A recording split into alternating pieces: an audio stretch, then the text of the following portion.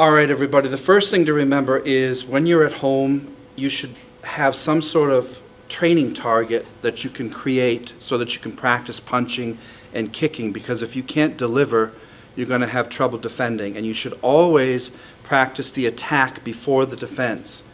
It's a great idea to make perhaps what I call a makiwara, which is some sort of target at home. As a child, I used to wrap trees with sheets or cotton or towels so I could hit the trees, but you can use a pillow. You can buy targets at Century or wherever online, have someone hold it for you, put one on a stick in the ground. There's 1,000 things you can do to be creative and artistic about it. I have my friend Chris holding the target for me, so the attack for this month in Earth is a straight punch. So there's only about 3 or 4 different types of punches, and straight and hook are the basic ones. So if my hands are up, I can either do a jab. If my left foot is forward, my left hand is up, I just bend my knees and pop this out to hit someone in the nose or the lips. So it's very quick. This just extends out and I hit. Now I'm closing the space because I want follow-through power. You don't want to do what other martial arts do, which is this, where they just stand there and touch, because it's not going to break or follow through.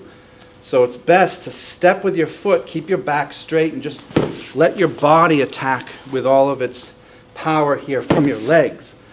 Good punches come from your legs, not from your arms. This is just an extension out.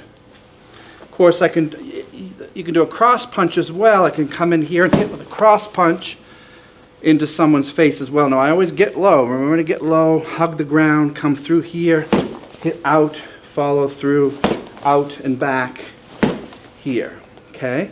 So you want to practice these punches at home dozens and dozens of times, left and right, so that you get proficient.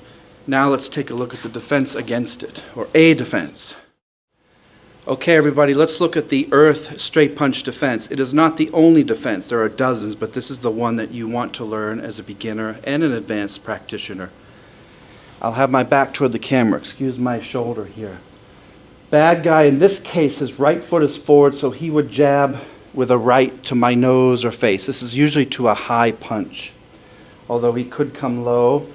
Or, I don't know, he might turn and hit with his left and give me a cross. You can't predict that, but with training, you'll be able to see these things in the body.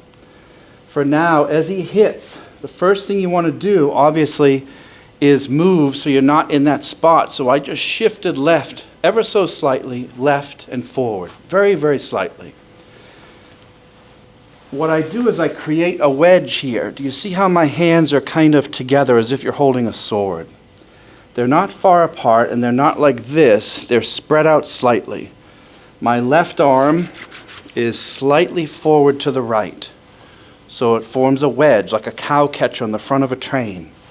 So as he punches here, it ricochets off, it deflects. That's the whole point of this, is I don't have to move my feet a lot to deflect the punch. Now, if I don't move and he's right here, he's going to hit me. So just deflecting off about 10 degrees, his punch flies, and what does that do to his body? It shuts him down. Now it's very hard for him to cross punch or anything because I've shut him down.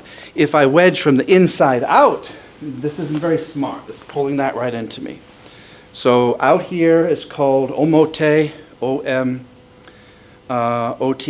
and this is ura, omote, inside, outside the punch or the line of attack. We're in this case on the omote side. Again, he comes right to my nose. I shut that down. Now I did shift a little bit because I want to get behind him where it's safe. I'm not just standing still and doing this and bending my back and losing posture and kamae. I move into position like a chess piece. So it's 1. Now this arm, make sure it's above his elbow. It's got to be here, and I call this taking a pin and pushing him into the corkboard. So this is my pin, and I push his arm into the corkboard. We call that shutting down. If I deflect on his wrist, he will bend his elbow and come in and hit me. So if I'm too far out in his arm, watch how he'll just elbow me. 1, boom, oh, he got me with the elbow because I attacked his wrist. So you have to attack from the elbow to the shoulder, around the tricep area. Watch where I put these wedges. Here, and then it slides. Now it's very hard for him to come back from here. The next piece, obviously because you're right here, is to hit him with a taisho ken, which is the bone structure behind the heel of your hand here. You could hit his nose. Imagine that, full speed to the temple, really smashing his skull. You could hit him in the eye socket. If you had an object like a cell phone in your right hand and he punched, I could hit with my cell phone or something. But that's part two, is this taisho ken. And you want to hit hard enough in the jaw or the face that he moves. Let's watch again. 1, 2. Now he's sideways to me. That's excellent. I shut him down. Once I hit here, in the book it says give him a dead leg. Now a dead leg, if we move back a little bit, dead leg just means you knee him in the sciatic nerve on the side of the thigh. If you stand up and punch yourself where that little line is of your shorts, extremely painful, a lot of nerves there. So when he hits from here, 1, 2, my back knee is lined up with that line. Hope you can see that if he's here. So he punches again, 1, 2, and then this back knee flies in to hit him. After that, the book is kind of open-ended, and that's on purpose. We don't want you to be stuck in a form. You can do a leg sweep. You can take him forward to his stomach. I'll show you both options so that you can play.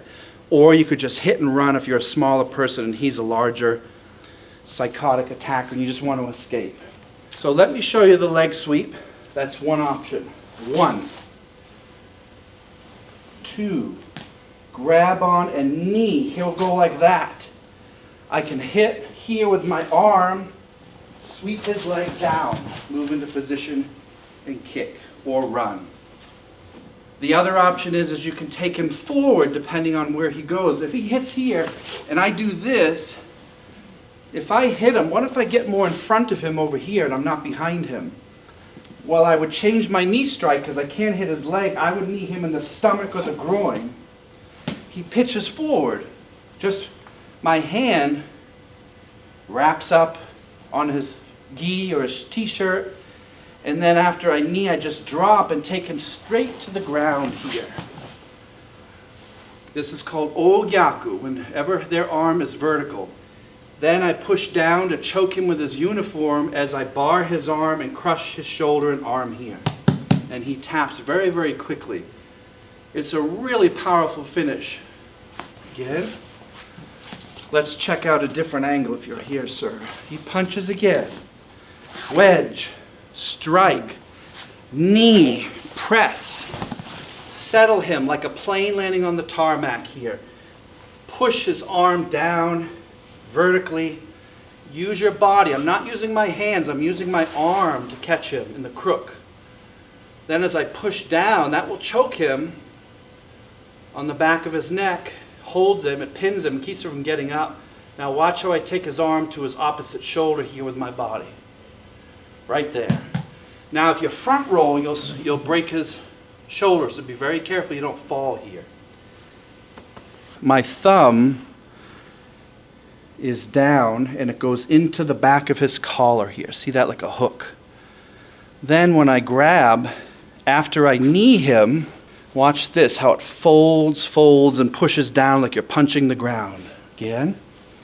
So I hit with the taisho, I grab my thumb, t-shirt, doesn't matter. And then after I knee, he's already done half of it for me. This folds, and then you go punch him straight to the ground.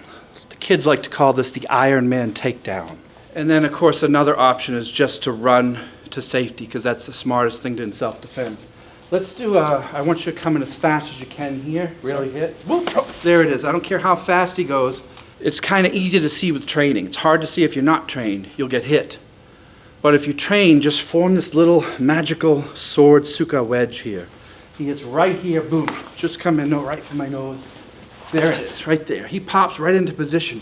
Bang! A couple of those things. Could elbow, could punch him low.